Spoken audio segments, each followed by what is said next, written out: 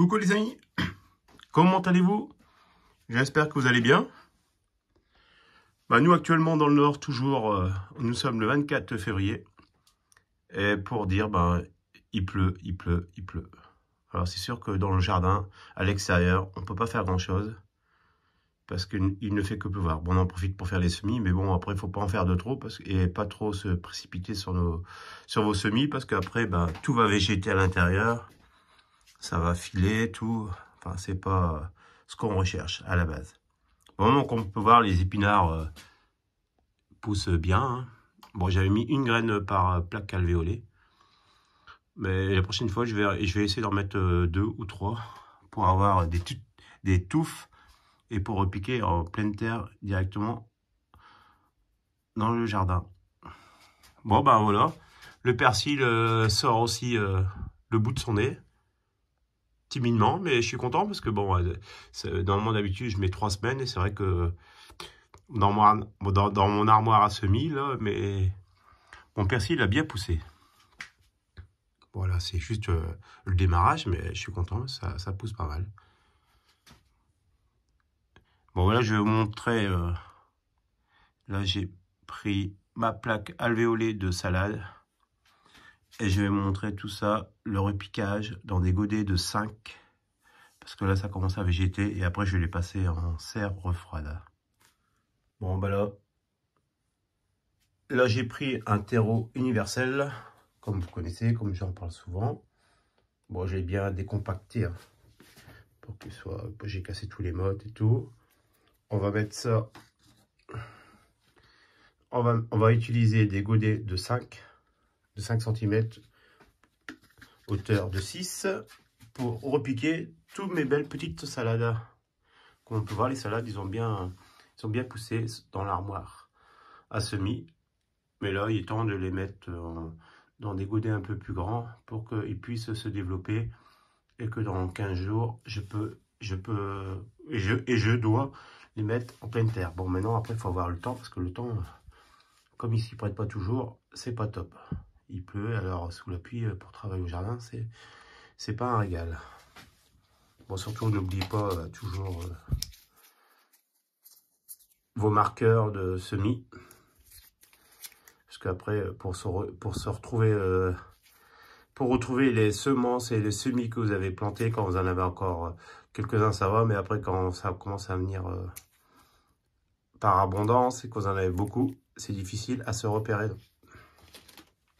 Moi, j'ai pris de l'eau aussi pour arroser. C'est de l'eau tempérée. C'est de l'eau de pluie que j'ai récupérée. Je mets dans des bouteilles et je laisse à la température ambiante de ma maison pour pas faire un choc thermique. Parce que bon, dehors, l'eau, elle est plus froide. Puis là, les semis, ils ont toujours été dans une température 10, 16, 18 degrés, même voire 20. Hein. Bon, voilà. Je vais pouvoir commencer à remplir mes godets.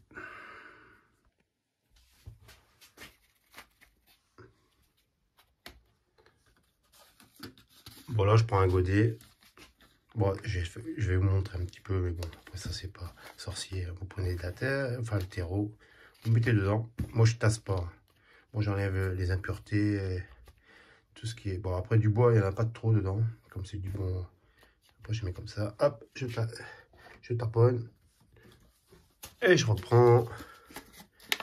Et après, on met... Voilà.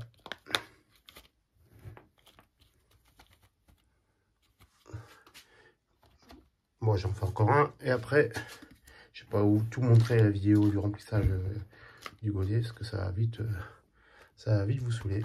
Voilà. Je tâtonne, je tapote, comme ça, ça se tasse, et voilà. Et après, je vous montre le repiquage des semis de salade. Bon, voilà, j'ai fait les trous. Bon, j'ai fait au doigt, mais après, des fois, d'habitude, je le fais avec un bâton adéquat au niveau au même diamètre que le semis. Bon, comme on peut voir, vous allez voir que en godet, c'est vrai que c'est bien pratique. On appuie en dessous, bon, et hop, on prend la motte. Bon, après, pour travailler, c'est pas évident hein, d'une main. Pour chercher tout vraiment, comme on peut voir, Alors, on voit la petite motte là. Et après, on met dedans. Et voilà. Après, il faudra faire un bon arrosage. Et comme ça, bah, ils vont bien se développer pour le jardin. Bon, les mottes qu'ils ont, de graines, j'en enlève une et je garde le plus gros plan en fait. Hein. C'est pareil. On fonce. Hop. Ouais, j'en enlève un. C'est vrai qu'on pourrait les démarier et en récupérer un autre. Comme ils sont bien tous les deux. Après, s'ils sont bien tous les deux, les plants, vous pouvez les utiliser tous les deux. Hein. Vous les séparez délicatement. Bon, j'en garde qu'un. Moi, j'en ai fait pas mal.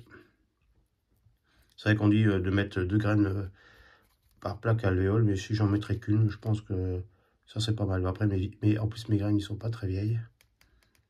Voilà, voilà. Comme on peut voir, c'est vrai qu'avec ces plaques, ils vont très bien parce que comme on peut passer le doigt pour démouler, c'est génial. Bon, j'en enlève une toujours, hein. Je vais pas garder les deux. Et après, on appuie bien. Comme vous avez pu constater, j'ai pas compacté le terreau quand je les ai mis dans les godets. Hein. J'ai mis d'une manière en fait qu'on puisse bien mettre les petites mottes. Voilà. Bon, après, vous faites un arrosage bien copieux dessus. Et après, surtout, ne pas oublier, c'est de remarquer la variété et de renoter. Parce qu'après, c'est vrai que là, on les a tous séparés. Si vous voulez vous repérer, c'est l'idéal.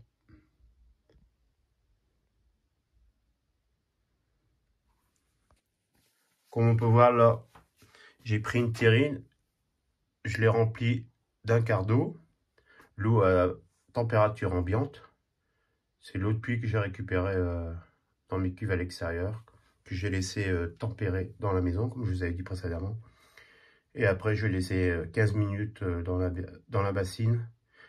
Ça s'appelle bassinage, et puis ça sera un arrosage par capillarité. Comme ça, bah, tant que je remplis tant que je démoule et que je remplis mes godets, ça a bien le temps de s'hydrater.